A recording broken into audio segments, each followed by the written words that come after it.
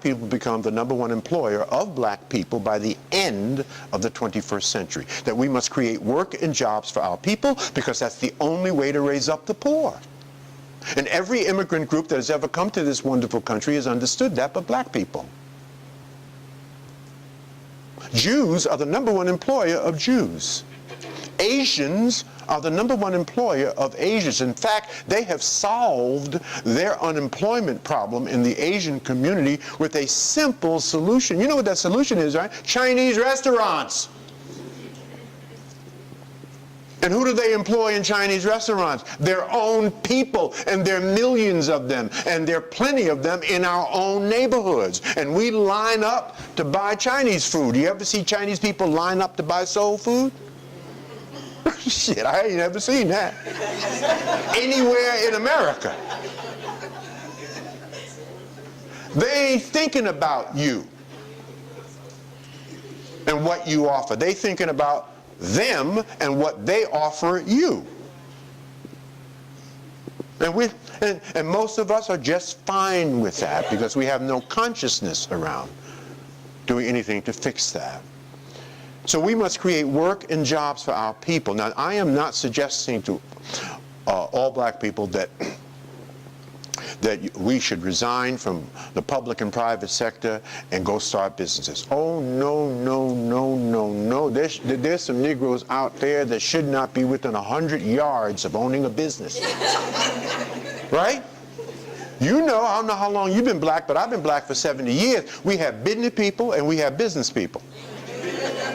And the job of FraserNet and the Power Networking Conference is to put the business people out of business.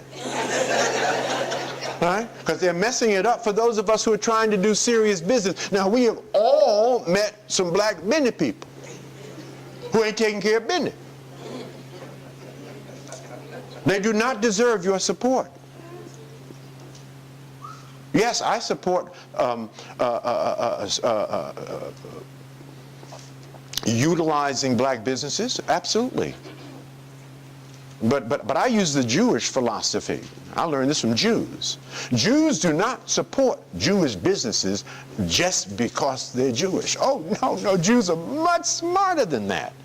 Jews will tell you, all things being equal, quality, value, and service. See, I could tell you to buy from a black, but you ain't getting quality, value, and service. You ain't stupid.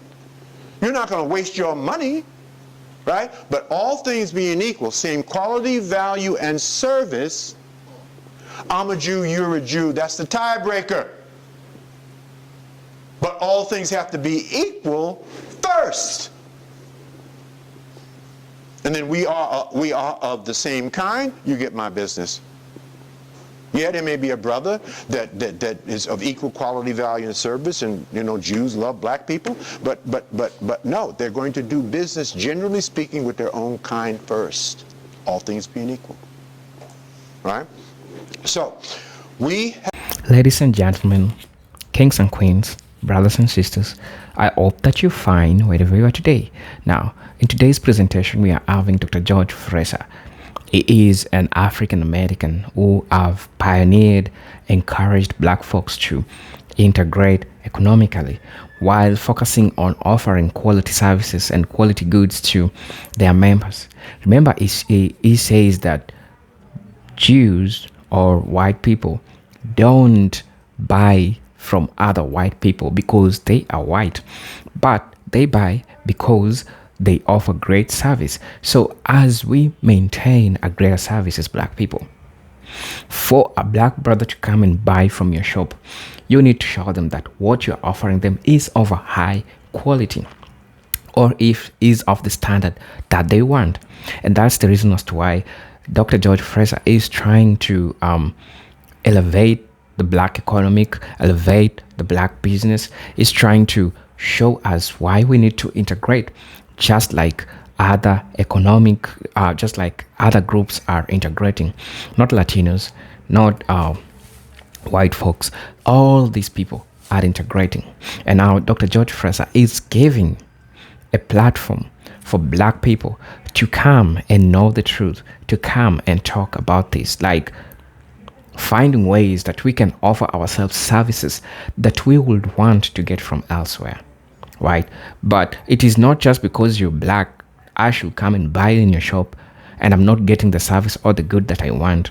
But it is because I'm trying to promote my community, but at the same time, I'm getting what I want.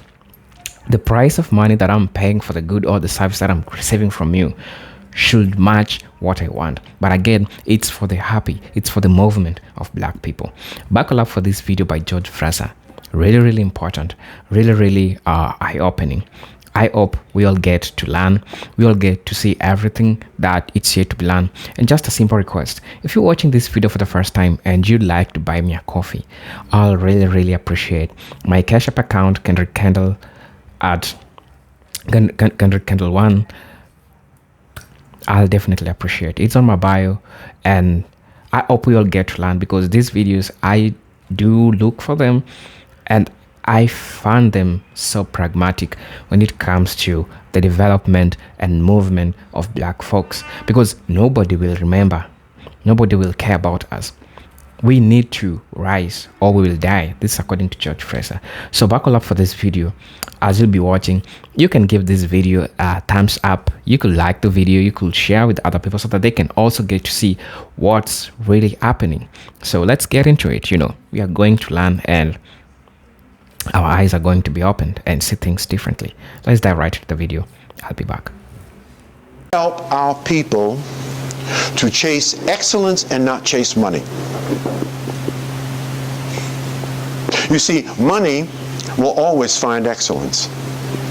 In fact, when you become amazing and excellent at what you do, you will not be able to get out of the way of money. Most of us have that ass backwards. We are chasing money. We are not honing and developing and refining our skills. We figured, oh, we got an education. I got a high school diploma. I may even have a college degree. That's all I need. Well, let me give you some statistics about brothers and sisters with college degrees. I read this statistic. I'm praying to God that this is not true, but I'm going to give you the statistic as I read it. 67% of African Americans that have a college degree, once they graduate from college, never read another book in their life. Let's just say that's half true. Well, if you ain't reading, you're in serious trouble, right? You are not engaged in personal growth and development, constant never-ending improvement, and lifelong learning, because education is the foundation, but it ain't going to get you where you need to go. You have to constantly reinvest in yourself. I am 70 years old, inducted into the Minority Business Hall of Fame. I'm at the top of my game. Last year, I spent $14,000 on personal growth and development, conferences, workshops, seminars, CDs, books. And I'm already in the Hall of Fame. How much did you spend last year on you? That's the most important thing, on your mind, not on your creature comforts. Once you look at the amount you spent on stuff and measure that up against what you spent on education and training. That's called the E to E ratio, your education to entertainment ratio. Is your education ratio triple of your entertainment budget? If you spent $1,000 last year on entertainment, concerts, and those kinds of things, did you spend $4,000 a year on your mind? Your mind, to get you where you need to go to compete in this racist society that we live in? Because that's what you're going to need. You're going to have to be amazing, because if you're black and mediocre in America, you better leave, because you're going to be marginalized and you're ultimately going to be destroyed. Could you imagine a young brother? 50% of our children are dropping out of high school. High school. The first and foremost responsibility of any culture or race is to educate their children. We're failing at that. 50% of our children are dropping out of a high school. Can you imagine a brother in the 21st century without a high school diploma? Where is that brother going? To jail. They're already building jails for him right now. They have predicted that. So the ones that don't graduate, or the ones that do graduate from high school, half of them can't read at grade level. Most of our kids are graduating reading at somewhere between a 6th and 7th grade reading level. That's a fact. Now, if you have a high school diploma and you go to open enrollment of let's say a historically black college, open enrollment, you don't really need SAT scores, and you're reading at the 6th or 7th grade read level because it's open enrollment, you're not graduating from college. Why? Because the first day of college, you're going to have 4 classes and you're going to have 6 reading assignments. You're going to have to read all night, analyze, and then write. And if you can't read, you can't write. And so pretty soon, you're going to get behind in your reading. And that's why we have, in many of our colleges, 20, 30, 40, 50% dropout rate. It ain't money. They can't read. We can't read. Why can't we read? Because we have some bad habits. We have some very bad habits.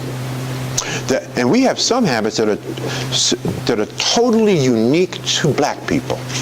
I mean, white people do not have this habit. I'm going to give you one of these habits. White people do not have it. Only black people in America have this habit.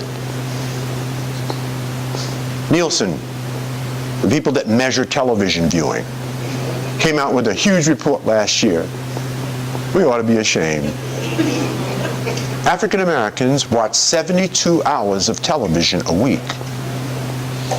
That's 10 hours of television a day. Any Negro watching 10 hours of television a day needs their ass kicked. Really. You're right. You ain't about nothing. You're watching 10 hours of television a day, you're working 8 hours a day, and you're sleeping the rest. You ain't about nothing. So here's a couple of things I'm going to say to you. A, stop it.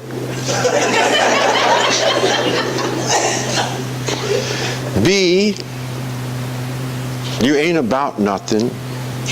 You can't be.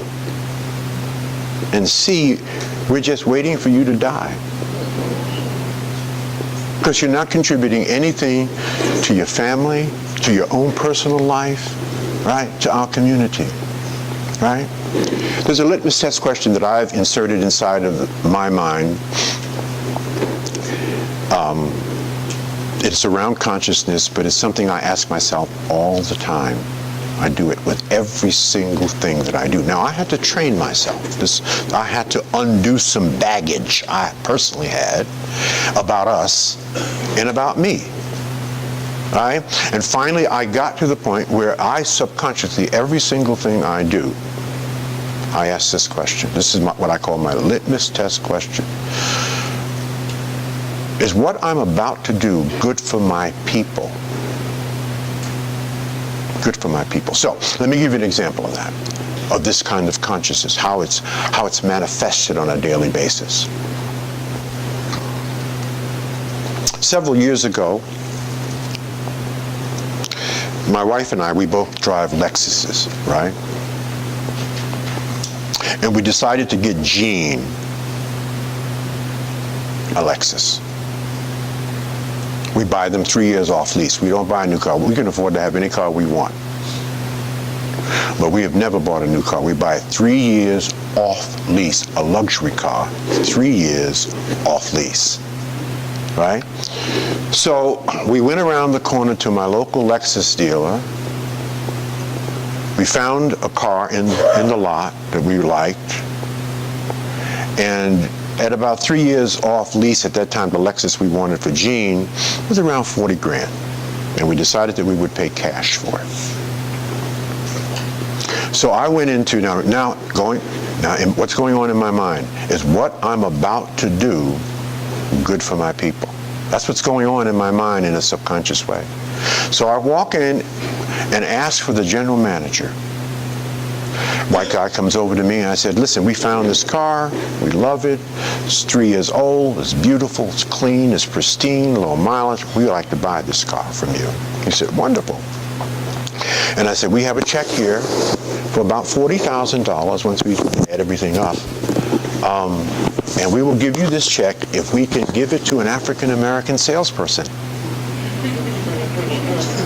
Well, you could see the blood drain from this white man's head when he said,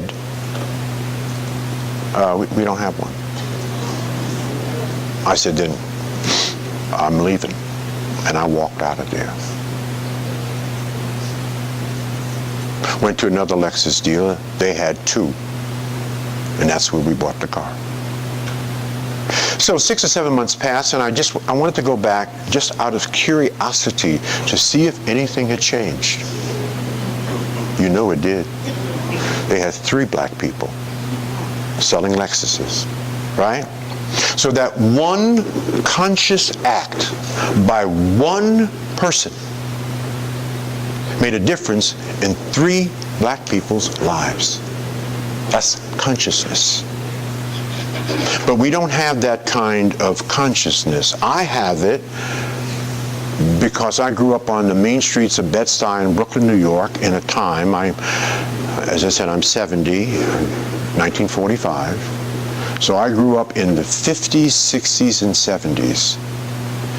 I grew up with Malcolm X in one ear and Dr. King in the other ear. And Smokey Robinson writing the lyrics for my music instead of Lil Wayne. Have you ever compared the lyrics of Lil Wayne to Smokey Robinson? There is no comparison. I grew up in a time when James Brown wrote the iconic song, Say It Loud, I'm Black and I'm Proud. When Stokely Carmichael, for the first time in the history of Africans in America, put the word black and power together, that was Stokely Carmichael. When Gil Scott-Heron was singing, the revolution will not be televised, when the Panthers were on the move, there was a whole black consciousness. We were wearing afros and dashikis. That was the clothing du jour. We were not sagging.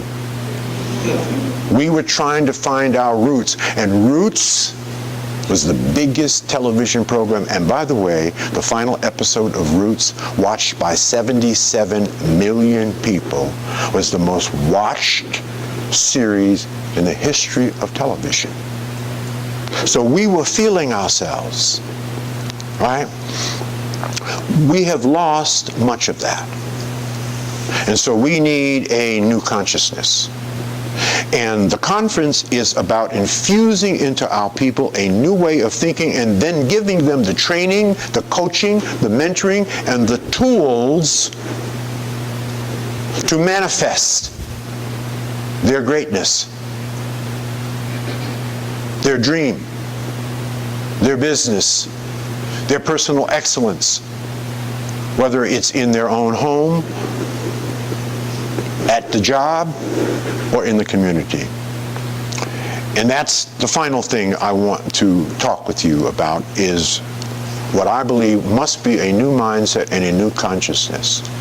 Now, I've submitted all of this, the stuff I'm about to say to you now, to a business card. We call it the frog card. And those of you that were at the conference last year, you know we passed these out. A frog card. We call it the frog card because there's a little frog on it, right? And so what I'm about to talk to you about quickly is a new mindset and a new consciousness for black people for the 21st century, and then some new habits. We need some new habits, right? I don't think we need any more strategies and tactics.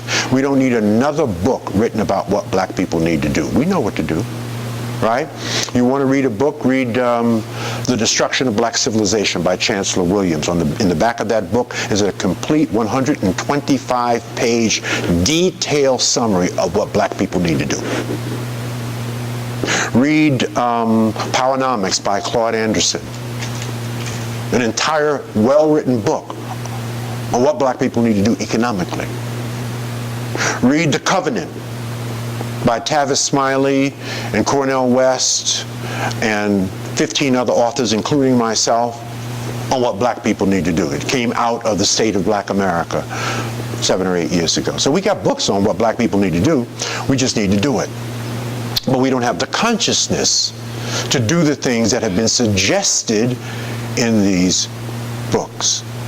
So we must change our consciousness. So I call this the frog card because I use the frog, what is called the boiling frog syndrome. as a metaphor for the state of mind and the state of our condition in Black America. The boiling frog syndrome is science. This is actually truth. If you take a frog and put the frog in boiling water, it's hot, it will immediately jump out. You take that same frog and put it in a pot of cool water, it will remain calm. And then you can turn the water up incrementally and heat the water slowly, and the frog will adjust to the temperature in the pot until you are absolutely able to boil the frog to death while he's sitting there, having adjusted to the heat. I think that's where we are. That's the state of where we are. The heat is being turned up ever so gradually, and then we adjust. So, I also believe that all that a person achieves and fails to achieve is a result of their thoughts. And sooner or later, you're going to act out what you really think. And at the end of the day, whatever we create in our consciousness, we experience in our own life. As a man thinketh, so is he. The great Dr. John Henry Clarke said it beautifully. He said, what a people do for themselves depends upon what they think about themselves. If you think you ain't about nothing, you ain't doing nothing. If you think you are great, and you feel great, and you know that you are great, you will do great things. Marianne Williamson, made famous by the great Nelson Mandela, said it beautifully too. She said, we must first change the way we think before we can master a new way to be. We must change our thinking, because right now this thinking ain't working for us. There's no reason for us to be at the bottom of every single statistic that matters in America 400 years after slavery, in spite of racism. Now, I'm not poo-pooing racism. It is a hugely systemic, organic thing. And we're not going to fix racism. We are not in our lifetime. Just as I said to you earlier, we're not going to fix white people. We have to fix ourselves. Right? So we have to succeed in spite of racism. And my parents, I don't know what your parents told you, but you're going to have to be twice as good to get half as much. You know, I mean, they was right then, and they're still right. Right? That hasn't changed. It's not going to change for you. Right? So we must succeed in spite of it. We cannot use it as a reason to fail. If you use racism as a reason to fail, guess what? You're going to fail. Because there is racism. So therefore, racism wins, you lose. I refuse to accept that. And that's what Toni Morrison said. When Charlie Rose asked Toni Morrison, have you ever been victimized by racism, Toni? And Toni Morrison looked at Toni Rose and said, my father, who's a preacher, told me 50 years ago, Charlie, that white people are crazy. Don't pay them any mind. And so she said, I just decided to go in and win me a Pulitzer Prize and a Nobel Prize, and y'all can be crazy if you want to. I'm going to do what I'm going to do. And you're not going to drive me crazy, because I know what you're trying to do, because I know you are crazy.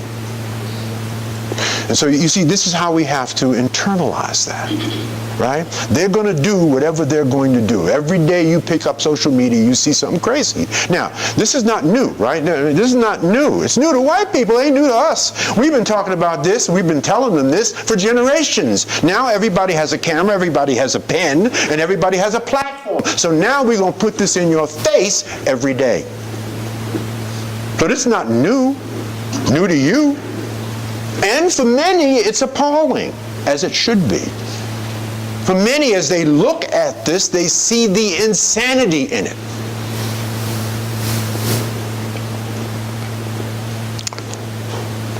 We're out of time already. A couple of new mindsets. Mindset number one. Black people need a narrower cultural vision. We must focus on making black people great first. Not Dallas, Texas, not the United States, but making ourselves great first. Circle the wagons, all hands on deck, focus on certainly education, personal growth and development, and lifelong learning. We must focus on making black people great first. You see, China is not trying to make the world great. Do you know that? China is trying to make China great.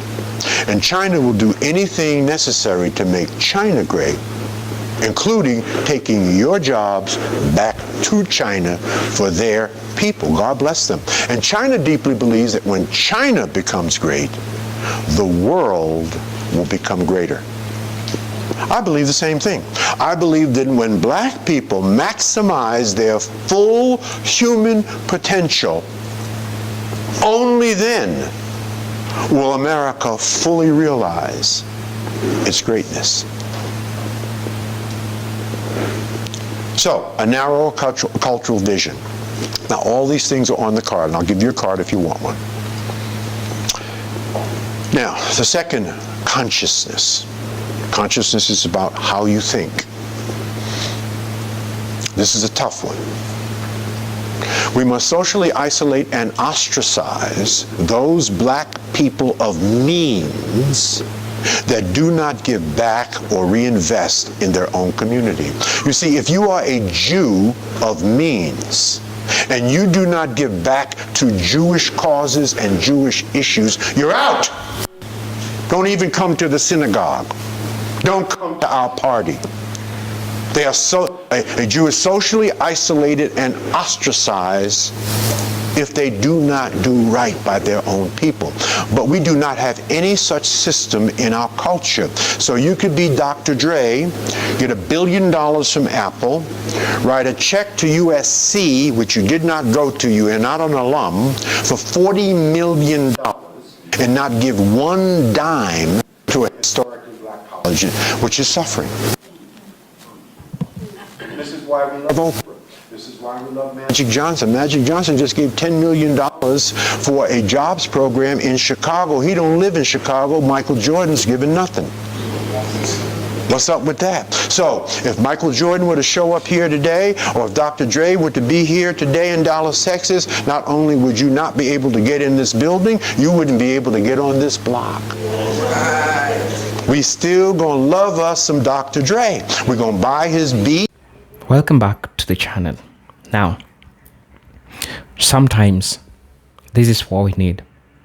We need the financial literacy as black people. We need to put ourselves in the trends that other groups are putting themselves. We need to care so much about the future of the coming generation of people who looks like me and you. And Dr. George Fresher couldn't describe it perfectly. He described it in the most perfect way. And I hope that we all got to learn from everything that he said, from everything that he spoke, because to me, I think that's the missing link that black folks want. Because it's not about buying from a person who looks like me. It's about buying from a person who looks like me, but me as the buyer, I'm getting satisfied by black folks offering competitive, high quality goods just like any other community, so that we don't get to have this blame game of, you didn't buy from me. Yet this person is genuine that they know that if I go to this black brother, they won't give me the quality service of good that I want. So that's a most spectacular or the most important part of these stuff that he talks about, that I feel like, yeah, it's true. Because at the end of the day, I'm not going to make you happy because you look like me. Also, me as a person, as a buyer, I'll need to have quality product from you, and it will make me happy that I've gotten it from you. I'll not have to go to other shops. You know what I'm saying? So the focusing on entrepreneurial culture by black people, for the black people, for the development of black people, is one of the things that Dr. George Fraser have talked about. Remember his book Powernomics, which has addressed these issues, which has underlined why black folks need to move as a block, why black folks need to work together, be it economically, in different social spheres, economic spheres, political spheres. We need to represent what we think is right and for the development of black folks. Dr. George Fraser has played a vital role in ensuring that this is happening.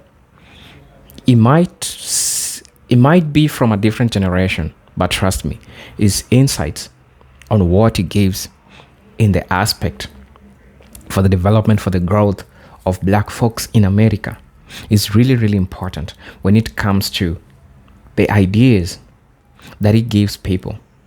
Because he has played a spectacular role. He has played an important role in ensuring that everything is happening fine, in ensuring that black folks are not left behind, right? He has promoted entrepreneurial culture as a way to build wealth and create jobs within the black community, right? And he encouraged individuals to start business, support black-owned enterprise, and reinvest in their communities.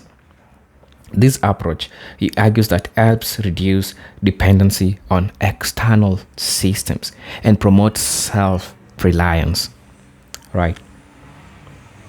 He also talks about Power Networking Conference. Dr. Fraser annual Power Networking Conference brings together thousands and thousands of black entrepreneurs, business leaders, and professionals to share their knowledge, foster partnership, and discuss strategies for wealth building and community development. This conference has been instrumental in spreading his message to economic empowerment and equipping attendees with practical skills. It is not just go buy from a black person. We need people with skills. If I'm coming to get a service from you, you gotta have the skill. Now, Dr. George Fraser offers a platform that gives people these skills that they need to equip themselves with, that are up. It is important, right? Another thing that he talks about is focus on community wealth building. Dr. Fraser often discusses the importance of collective economics, encouraging the black community to pool resources, establish cooperatives, and support local-owned black businesses. He emphasizes that the need for unity and mutual support is in achieving economic goal, and this is inspired by people like Dr. Cloud Anderson. Powernomics. Oh, by the way, Powernomics is for Dr. Cloud Anderson. I almost confused. Dr. George Fraser, still on the same line, but Dr. Cloud Anderson is the one who wrote the book Powernomics. That is also important to the development and for the growth of black folks in the United States, right? So tell me what you think about this video. This is a presenter Jinto Stories, and that was my short talk in regards to this video. I hope you get value from it. I hope you learn from it, because it's important that we always get to learn about things that are happening around us. This is a presenter Unique Stories. Just a reminder again, you can consider joining our membership.